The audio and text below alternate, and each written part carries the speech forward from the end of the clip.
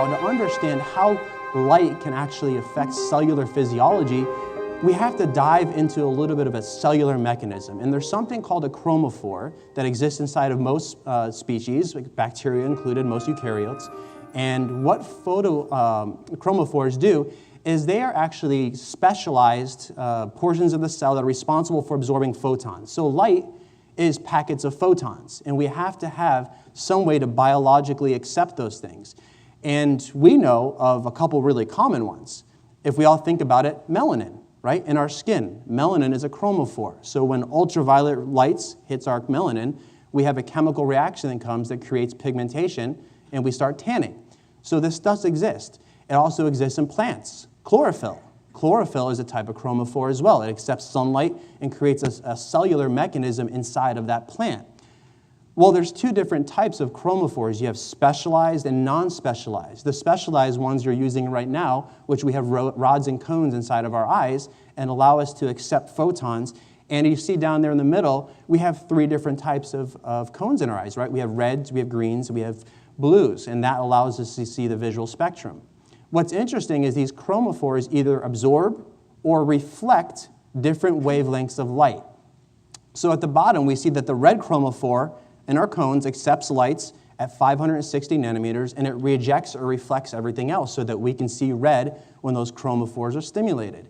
Green, 530, blue, 430. So we see the number starts to decrease as we go towards the blue end of the spectrum or the ultraviolet end of the spectrum, and the numbers start to get higher as far as the wavelengths as we go towards the infrared or microwave.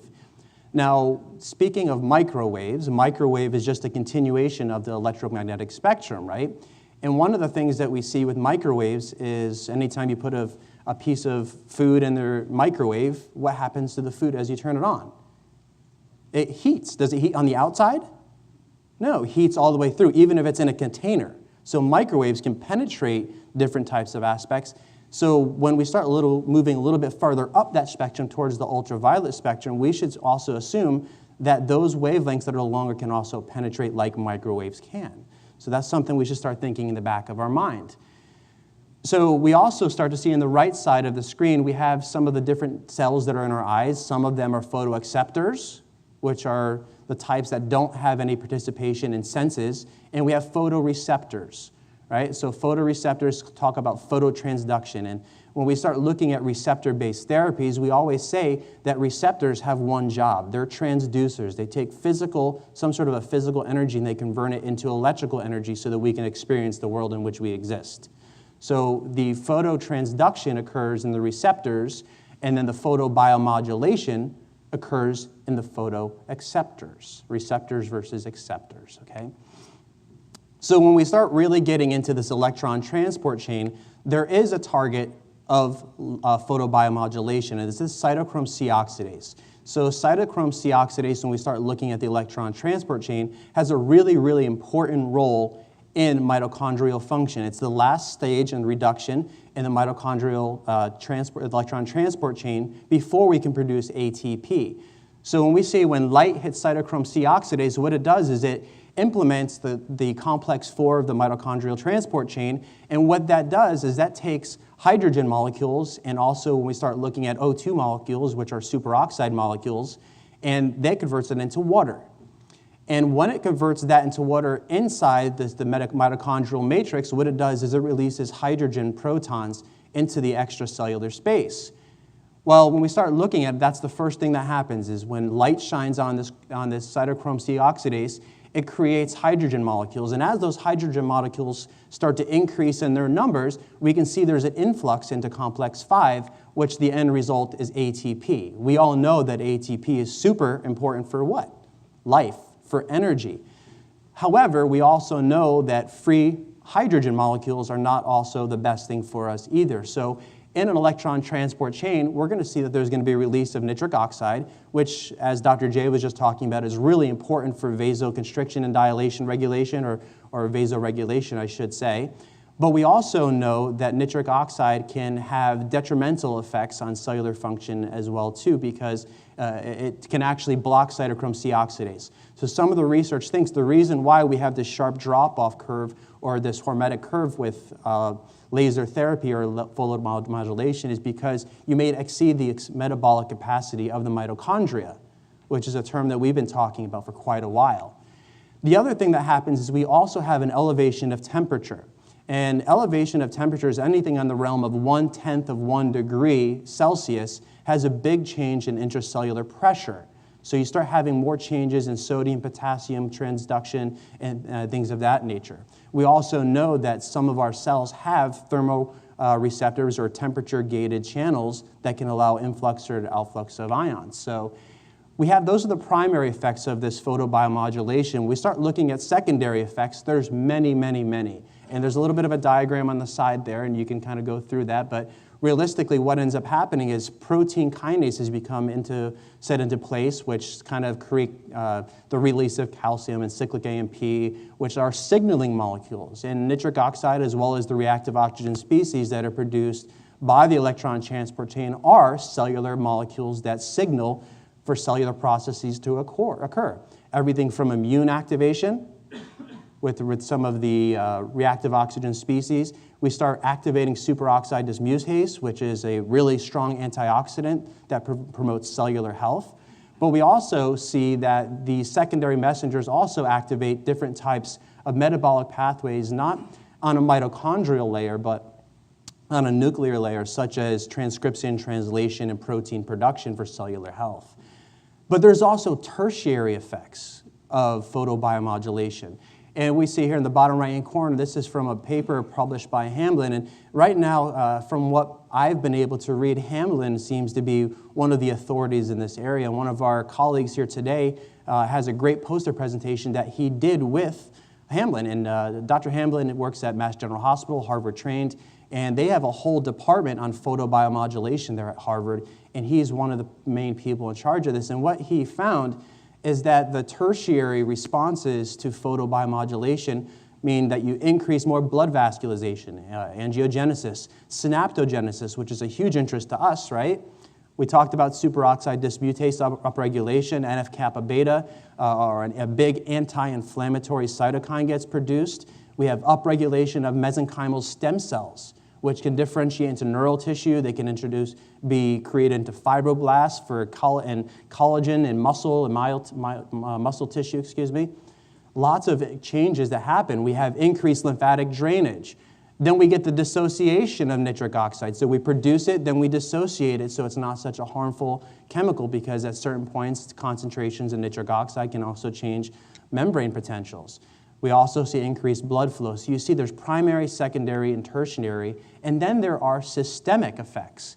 So before I talk about the systemic effects, there was a great study that was published by Johnstone down in 2014, and they were kind of a little bit skeptical about this transcranial stimulation. So what they did is they took a bunch of rodents, MTPT rodents, so these are people that they genetically and experimentally induced Parkinson's disease with.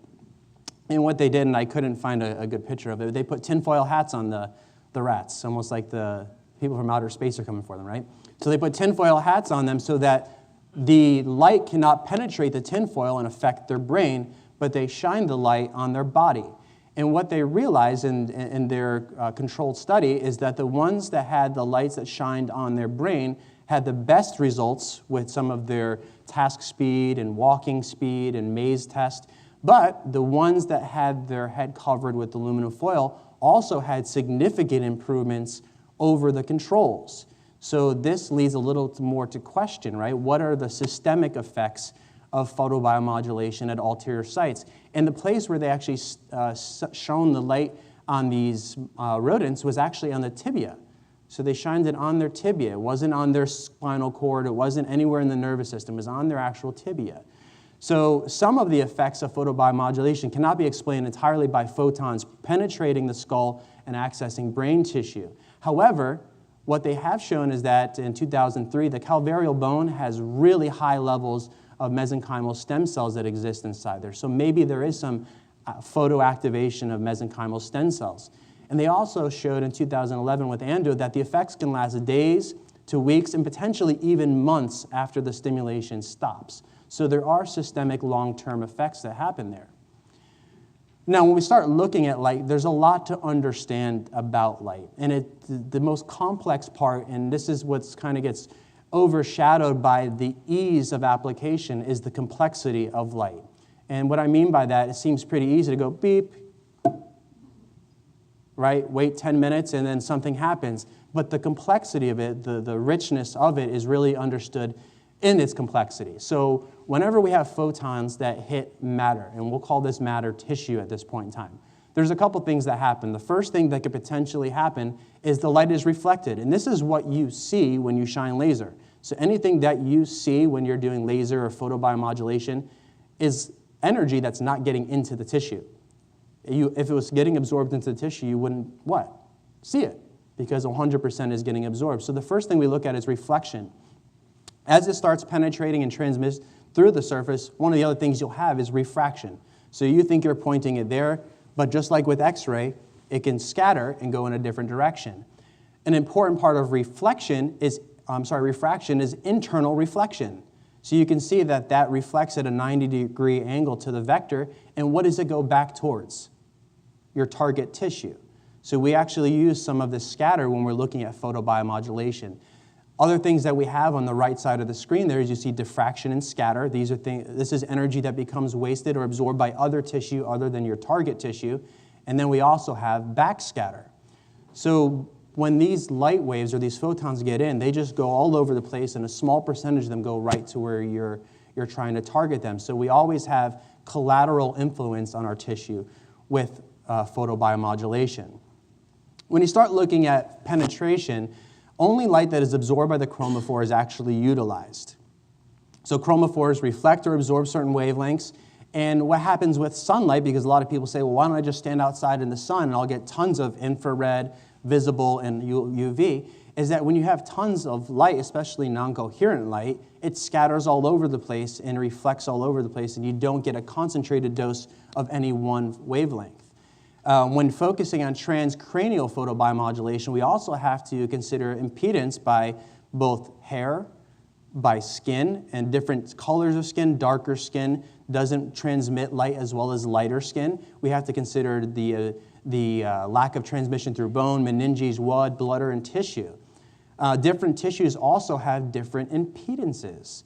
As a matter of fact, when you look at gray matter versus white matter, they have totally different impedances for this photic energy. And when you start looking at some of your different devices, wavelength has the greatest impact on penetration, not power. Everybody's always trying to buy a powerful laser. It's not always the right thing, depending on what you're trying to accomplish. So your target tissue should be the determining factor on what type of light you're purchasing or what type of illumination source. But penetrating the skull, it doesn't really happen. So we talked in the beginning about how we were going to come back to Jadego. He used the human cadaver heads with the skull intact as well as soft tissue to measure penetration of 830 nanometer light, and found that the penetration depended on the anatomical region that they were trying to shine the light through. So different skull bones or cranial bones have different transmittance of light. So less than 1% in the temporal region, 2% at the frontal region, 11, almost 12% at the occipital region. And it said specifically in this report that 633 nanometer wavelength had hardly any penetration through the skull at all. Does that mean that 633 or in that spectrum doesn't work for photobiomodulation? No, it doesn't mean that. It just means that maybe your intended target is different than the actual target being treated, and we'll talk about that in just a moment. Tethered in 2015 also used the human cadaver heads and compared penetration between 3 different wavelengths, 660, 808, 940. They found that 808 was the best and can reach a depth of up to 40 to 50 millimeters into the brain tissue. And when we start looking at the cerebral cortex, some layers of the cerebral cortex are only 10 millimeters thick, so you start seeing there's some significant penetration into the brain tissue if you're using the right wavelengths and if you consider the impedance from other tissues. So we know that about 2 to 12% of energy delivered transcranially will actually even reach the cortex. A 20-fold higher efficiency of light is delivered through the sphenoid. So intranasal, so you'll see some applications of intranasal light. 20 times more gets through the sphenoid because the sphenoid is not as big. And we know what lives behind that sphenoid and how beautiful and important it is, right? This is where you have structures like your nigra. This is where you have structures like your brainstem and your ocular motor nucleus and all those things that sit right behind there, the thalamus, the basal ganglia, all of these different beautiful areas that allow us to interact with the world. And you have a great pathway right through your nose.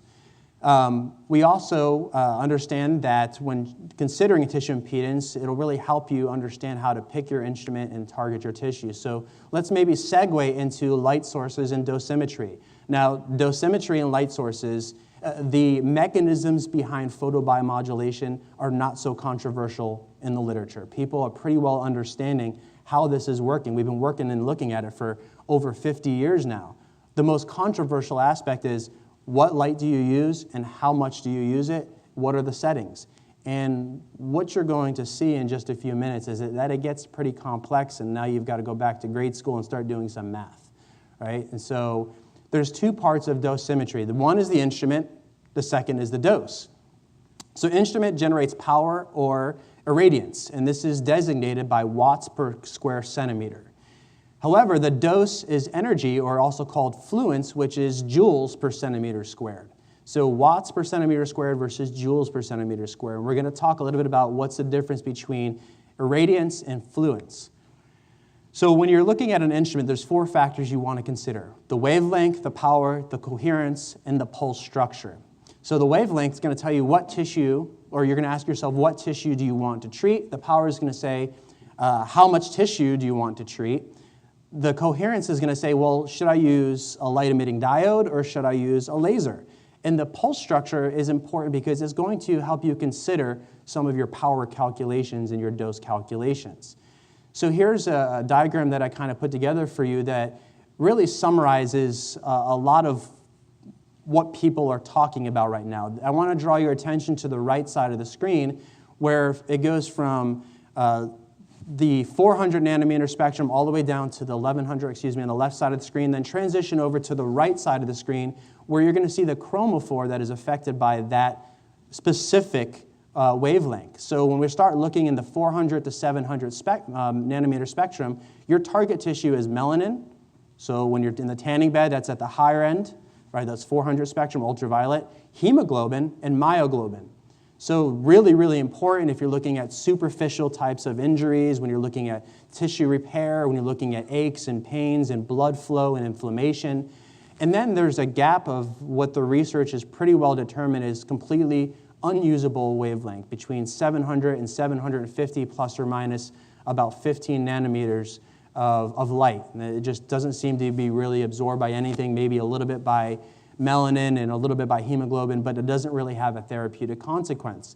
And then from 750 on, our primary chromophore is the cytochrome C oxidase, which is going to give us more ATP, all of those amazing things that we just talked about.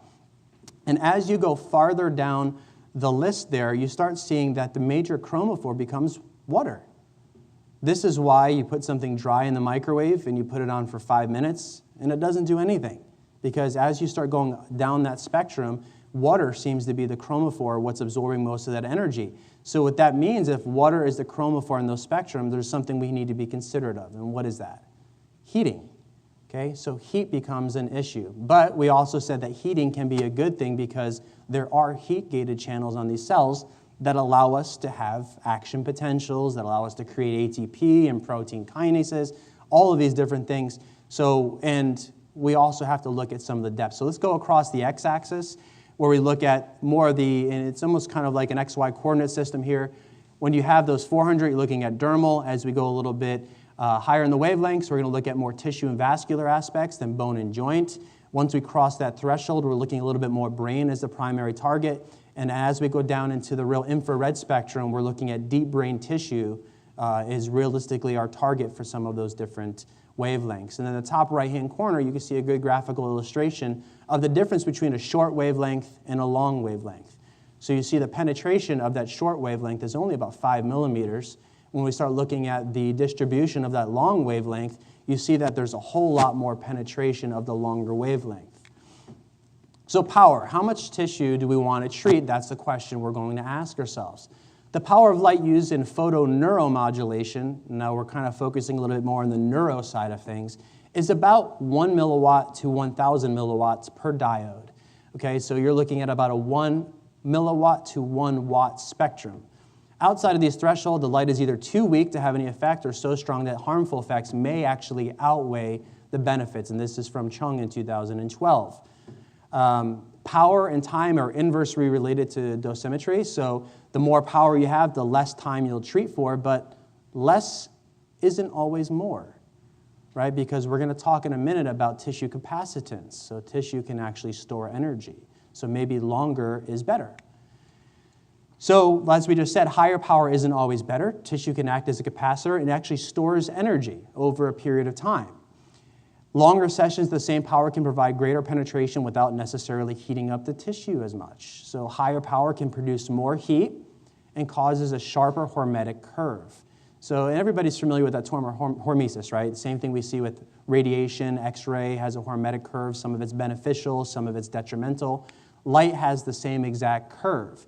And here's a 3D rendering of that hormetic curve. And what you'll see there at the 0.0 seconds with 0 radiance, as you go up that y-axis there, you're going to start seeing that power starts to increase. But look at the shape of the mountain, if you will. Look at the shape of the mountain from one side to the other, and what you'll see is there's a sharp drop-off with the higher power. And then if we look at that bottom right-hand corner, there's almost like a plateau at the top before it starts to drop off. So lower power is actually a little bit more forgiving if the dose calculations aren't actually right. And you'll see in just a moment how tricky it is to do some of these dosage calculations. Right now, the literature pretty well supports that a maximum tissue dosage for photoneuromodulation is about 6 joules per centimeter squared, but the average is about 2.2. So this is not what you're delivering from your instrument. We have to look at the perspective of the tissue we're trying to treat. So we're going to work backwards in calculating some of our dosage. Dose is usually in joules, and a joule is 1 watt per second. That's the calculation of a joule.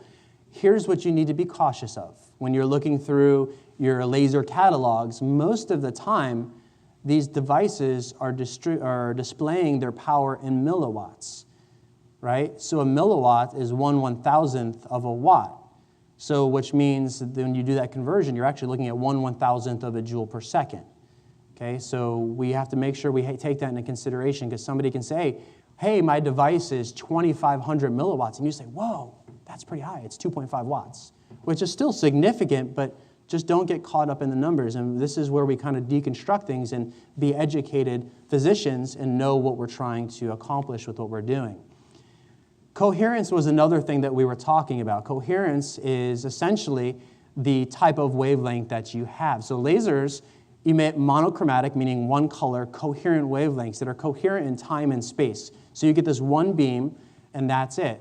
When we start looking at low-level light therapy and things like LEDs, they're non-coherent, but they're also monochromatic. They have one color, but you see there's a bunch of different wavelengths. At the bottom right-hand corner, you see sunlight.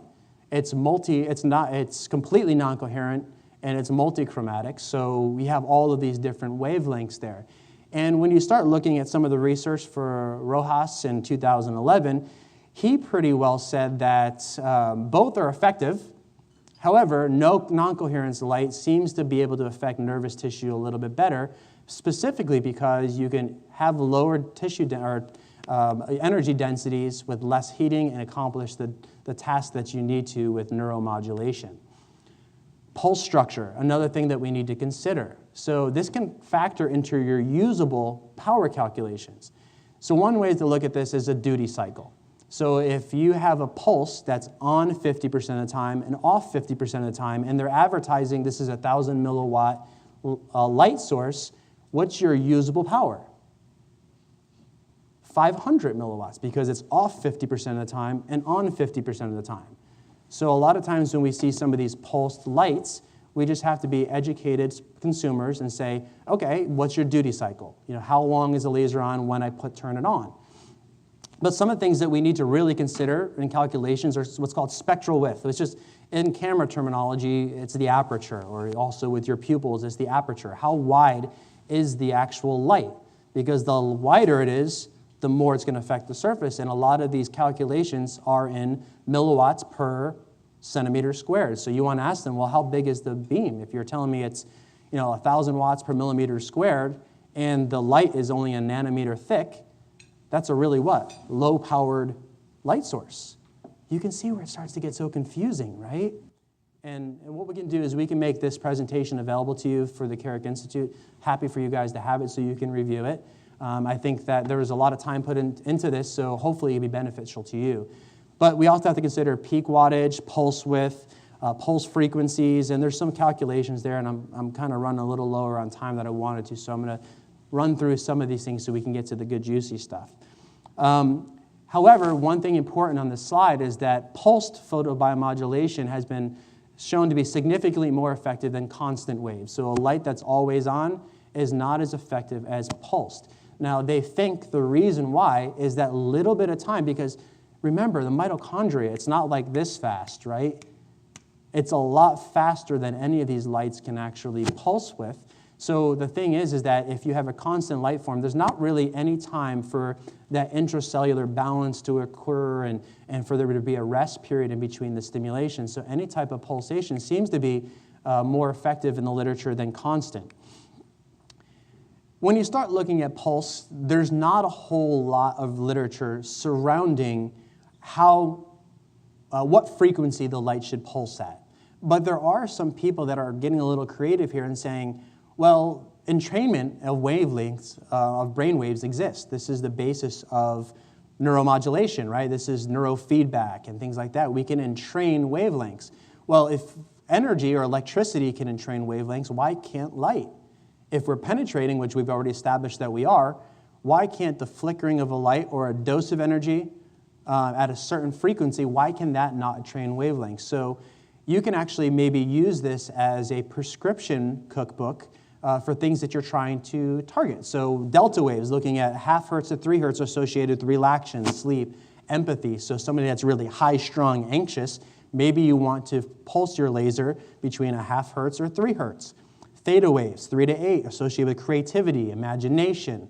Alpha waves associated with the default mode network. This is the mode network that allows us to be present. It actually is one of the mode networks that are shown that learning or plasticity occurs the best in. Also with alertness and calmness. Beta waves associated with focus, judgment, decision-making, problem-solving. We all see patients that have some struggles in that area, so maybe that's something we want to focus on. And gamma waves, which are associated with love, consciousness, and also gamma waves have actually been shown to turn on glial cells, which is kind of neat too, because you can have an immunological influence using light waves.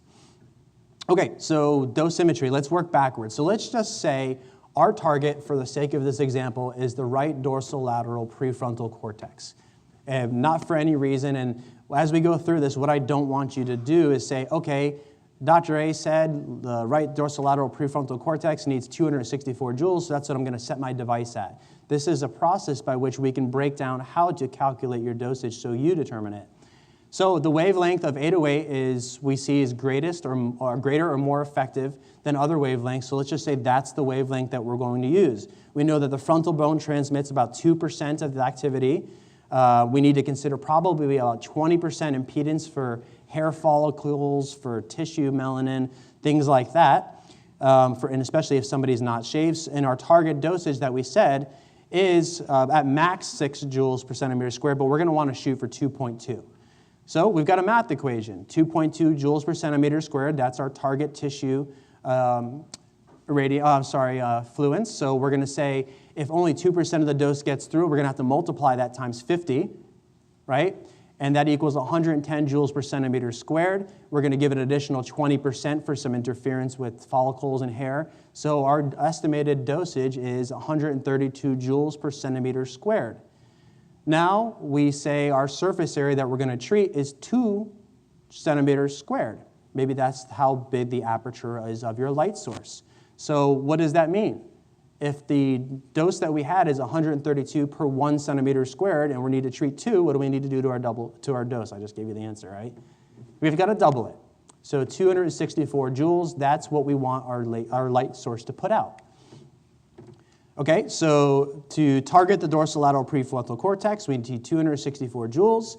It needed to be spread over roughly a 2 centimeter squared area and need the wavelength to be near infrared or infrared, so greater than 750 nanometers. So let's talk about an instrument. Let's just say our sample instrument, no brands associated, is 808 at 1 watt per centimeter squared. It's pulsed at 20 hertz, 50% duty cycle, which means that our effective output is 500 milliwatts per centimeter squared per second. Our aperture is 2 centimeters squared at the skin surface. So pretty good, easy statistics. But what if we needed to hit 4 centimeters squared? What can we do? There's 2 options, right? We could either move our light source, or what else? Pull it away from the skin, right? Because the light projection's conical, so as you pull it farther away, the source is going to get bigger.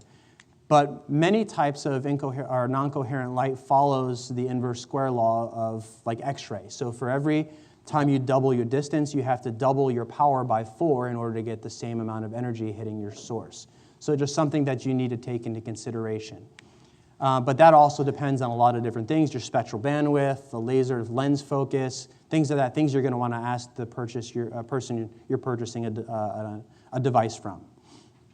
So now we need to calculate time. So 264 joules is what we want. So looking at the bottom of the screen, joules is watts times seconds. So 264 joules times our effective dose, which is 500 milliwatts, times 1,000 to get it from milliwatts to watts, means we need 528 seconds of stimulation, which is about 8.8 minutes. Okay, so that's where you need to be in order to deliver the appropriate dose that's going to reach your target tissue. Do you see how we worked at the target tissue and went back? We just didn't go to a setting in our device that says brain, because that's not going to be the best thing for your patient. Okay, side effects. So this was pretty neat. Paper published, oh man, I'm sorry, I took the date off of there, but it was a recent paper. So adverse neurological effect were seen in those with over 750 milliwatts per centimeter squared, so which is about 100-fold of the optimal dose. And also, it was in the continuous waveform mode. In the pulse mode, there was much less heating and no tissue damage there.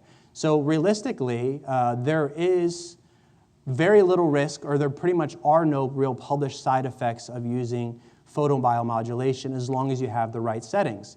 So what the research is pretty well conclusive of, a less than optimal choice of parameters will reduce and end up in reduced effectiveness, but simply an inappropriate choice of light source and dosage is usually what causes the side effects. Now, taking a couple seconds, just coming back where we started, how can photobiomodulation help TBI recovery?